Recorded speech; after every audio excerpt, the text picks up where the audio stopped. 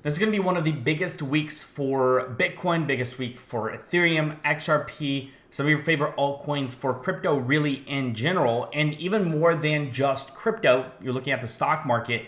Over 150 companies are going to be reporting earnings. A lot of those tech companies, some of the top tech companies involved in AI, going to see kind of how that plays a role. And obviously how stocks, especially tech stocks, perform has a major impact on crypto.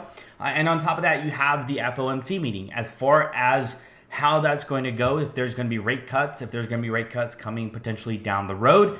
Obviously, that's kind of one of the biggest questions a lot of people have. Very, very few expect one this month, but many hopeful that there could be a chance for September or some further down the road. So really is going to be kind of the tone and some of the things, cues, if you will, that may get picked up. And probably all of this leading up to that moment, people are very, very uncertain of what's going to happen. When you look at some data, which we'll look at in today's video, why things are kind of sideways, slowly trending down, because when there is uncertainty, people don't typically take a ton of risk. So a lot of news to cover in today's video. If you're new here, my name is Alex, provide you daily crypto updates so you are always in the know of what is happening in the crypto space, so you can always make the most informed decisions. If you enjoy content like that, consider subscribing. If you enjoyed this video, smash up the like. Without further ado, I'll let you move the video. So really the only exciting thing for Bitcoin today was this PayPal announcement talking about that PayPal is enabling Bitcoin and crypto payments for all US merchants. Back in the day, PayPal in many times would flag accounts that dealt in crypto, dealt in stablecoins, or were involved in crypto-related products, crypto-related sales, merchandise. So great thing, obviously, to see for the likes of Bitcoin. Great to see also for the likes of PayPal as far as adoption is concerned. And obviously, this kind of news is pretty huge indeed. But one of the things that's not been all too huge has been the overall, when you take a look at the crypto fear and greed index, the greed index has slowly kind of trickled down, or it's really started trading sideways. There's not been a ton of excitement. We're kind of seeing what we saw back in April, just kind of a lot of sideways movement. Right now, we're kind of seeing some sideways movement as well. And the altcoin season market chart has also really not really slowed down. It started to quite drastically drop from where we saw up here at 55. We're down below 40 at 39. So just kind of showing some current market sentiment that with where things are right now, there's just a lot of uncertainty, a lot of unknowns. And when there's uncertainty, people are going to deleverage themselves in alts, obviously a little bit higher risk, and move their positions into things that are a little bit more stable, maybe the likes of Bitcoin or Ethereum. Now, even then, Bitcoin and Ethereum have kind of been a little bit unstable for the last several days. When you take a look at this chart, and this just kind of shows levels of resistance, levels of support. One of the things I talked about is Bitcoin's going to have, if it drops below 115K, it's going to have some resistance there, but it needs to regain 116,000 for it to be bullish. And so obviously regain that, went all the way back to almost 120,000, but then it dipped back below that because there's just such high resistance at 120K. And there is a lot of uncertainty leading up into this week. So I think we could very well see a retest of this 115, 116,000 dollar support. And many are calling for even lower to potentially between here 110 to 113,000. Just prior levels of support. A lot of these are just bull flags. You look at the type of chart, just massive pump, flag formation, pump, flag formation, pump, flag formation, pump. And so I think, if we go back down and we retest some of these levels, that's going to be kind of maybe what we're going to be looking at. And there's a lot of people who are looking at these kind of levels to see Bitcoin needs to see this type of correction, maybe not necessarily a black swan event, but it needs a good solid correction, a good solid pullback for people to kind of be confident of saying, this is the correction we were expecting. Now is the next leg up. I think for a lot of people, they don't see this 115K that we are looking at right here as that major pullback. They don't see this as this is the dip that we were expecting. Now we can go back up to prior highs. People didn't see that back here because we only went right back here. We didn't go back up to higher highs. People didn't see it back here. And so right now, we're kind of slowly trending down. We're seeing higher or lower highs, which is typically a bearish sign. So something to be considerate of, when you take a look at the market's hesitation, investors are waiting for confirmation before deploying capital. And part of that confirmation obviously includes trade deals. It includes all these earnings that we're going to be seeing this week. And then the FOMC meeting, because that's really going to set the stage for the rest of August, because that comes on the very second to last day in July. So a lot of expectation, a lot of uneasiness leading up to the next couple of days. And a lot of that is going to set the stage for how the rest of maybe the next couple of weeks look like for Bitcoin and crypto. And this is kind of why we're seeing, when you take a look at the liquidation chart and you look at the leverage for both the long positions, when you look at short positions, everything is very, very quiet right here between 119,000 and 117,005. It's very, very quiet. And this is just a range that there's just not a whole lot happening. We're not seeing a ton of craziness happening right here. But the moment that we dip below right here at 117.2, there's a lot of liquidations that are going to be starting to happen as we move further down this chart. But most of it right now on the short side, not a whole lot.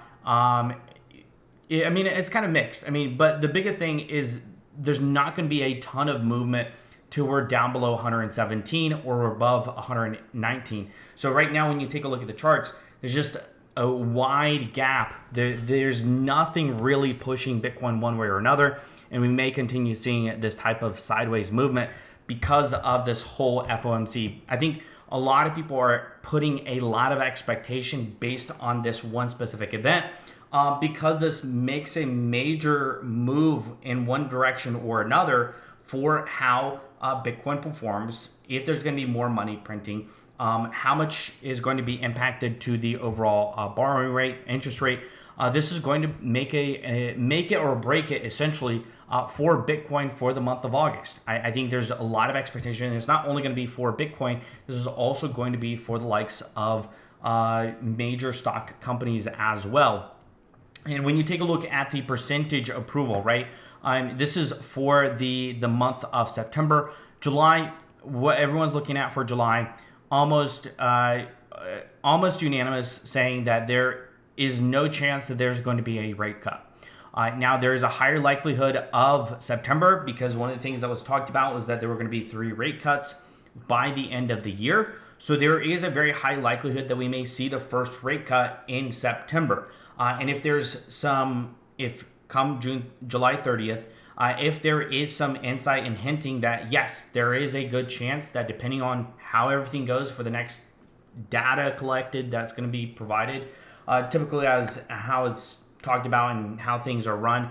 But, based on the data, based on this, based on that, based on this, we may or may not see, right? We're probably not going to get a clear answer of, yes, there will be a rate cut. But there's going to be certain cues and certain things that people will pick up on that are going to increase or decrease these chances very, very drastically, which is also going to have a major impact on crypto and also on stocks. And then really, there's not going to be anything until the end of the month of October. And I think by October, things are going to pick up, which I think is going to be perfect timing because historically, Bitcoin and crypto have performed the best in Q4.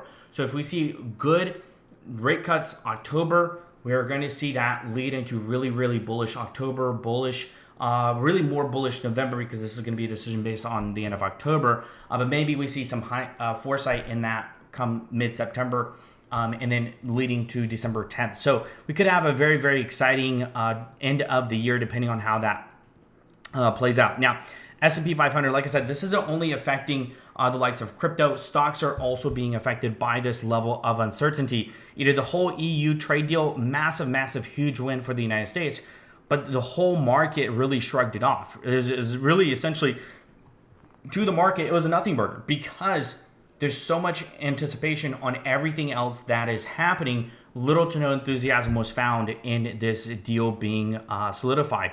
So you see more than 150 companies in the S&P 500 are set to report quarterly earnings this week, making it the busiest stretch of the season. Meta, Microsoft, Apple, Amazon. So these are big, big, big moves, especially based on AI spending and how that looks.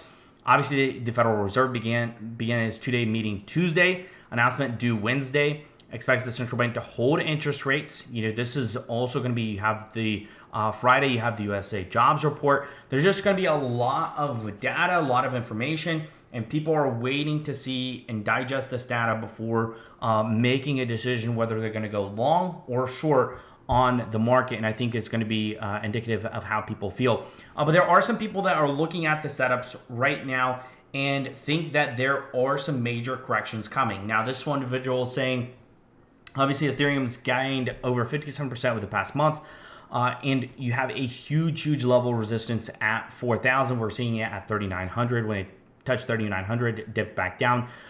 There is the fact that Ethereum is very much back, but there could be further drops in its near distant future. Some tradings, including independent market analyst Michael, believe that liquidity on the long side is ready to be taken, suggesting a brief retrace 3,500, 3,300. I think that would be a brief retrace, but it's a drastic retrace in the meantime. And I think that's what people are kind of waiting on. They're looking for that major retrace that's going to give them the entry that's going to take them to the next level, and more preferably probably to all-time highs. And it's not only for Ethereum. XRP bulls are also very bullish. They're seeing this recent correction down to $2.95, right around $3, depending on the exchange you're looking at, as a healthy correction. Huge level of support right around that $3 range, and seeing potential after this pullback, seeing a push to new all-time highs. I've been talking about that as well, both on here and on X. I think there's a lot of very bullish things for the likes of XRP. It's one of the only top tier cryptos, based off market cap, that doesn't have a spot ETF. There's tons, over 12 that have applied, waiting. Once that gets approved, I think it's going to be absolutely huge for the likes of XRP. Now, one thing that's not huge is Cubic and their bid for 51% of Monero's hash rate. So I've never been a fan of Cubic. The individual behind Cubic CFP is, for lack of better terms, someone that's very annoying, frustrating, and I think in many ways far over his head. He was one of the individuals, blockchain project lead by IOTA, co-founder. So he's a co-founder of IOTA, and he's one that has had a lot of back and forth with the Caspa community. He, in many ways, is, if you look at him, he's very much a clown. For lack of better terms, he is a clown, and he has been attempting through converting mined XMR into USDT to buy back and burn Cubic tokens. Cubic aims to create a deflationary model. They use the same algorithm, and so since May 18th, Cubic's share of Monero's global hash rate has surged from 2% to over 27%, making it one of the biggest pools. And so they're trying to get to 51%, and this would be a huge hit, because a 51% attack can very much destabilize a blockchain. And so Monero obviously is quite concerned about this, and by doing this kind of out of spite, claiming that it is simply a test, I think is extremely childish and quite stupid, honestly, and just kind of shows you the type of clown that CFB is. You may be smart, but that doesn't replace your type of, you may be intellectual, but you can be stupid. So, and I think that's essentially CFB in one simple word. Now, kind of last things to finish on that I think are very bullish. Billionaire investor Ray Dalio recommends 15% allocation long-term assets like Bitcoin and gold. And I think, we've seen this talked about before, for retirement funds to hold the likes of Bitcoin, to hold types of assets that you look at the last 10-year record, have done extremely well, have outperformed a lot of things. And it doesn't have to be a huge percentage, right? Only 15% is not a lot, right? So when you take a look at maybe your high risk assets, I talk about this when it comes to TSP, being in the military, your TSP, there's a lot of options, but I wish there was an option that existed that allowed you to invest or contribute a portion of your allocation to crypto funds or crypto traded funds. I think it would make a world of difference for military members as a whole. I think this is very, very positive. I think there's a lot of potential in seeing something like this. I think it would be widely accepted across the board. Yeah, that is it for today's news update. Let me know your thoughts in the comment section below as to what do you think is going to happen with the FOMC meeting. Are we going to see any positive signs, cues that there's going to be a rate cut in September? Let me know your thoughts in the comment section below. If you enjoyed this video, smash up the like. You enjoy content like this, consider subscribing. Until next time, guys, stay invested.